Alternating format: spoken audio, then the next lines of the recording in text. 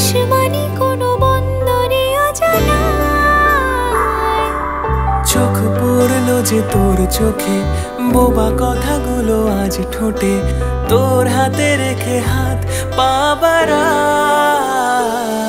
ঠিক এভাবে গল্প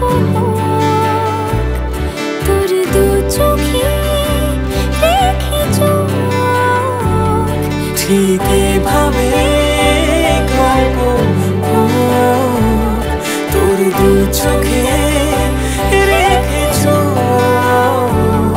এই মরশুমে শুধু তো আমার গল্প,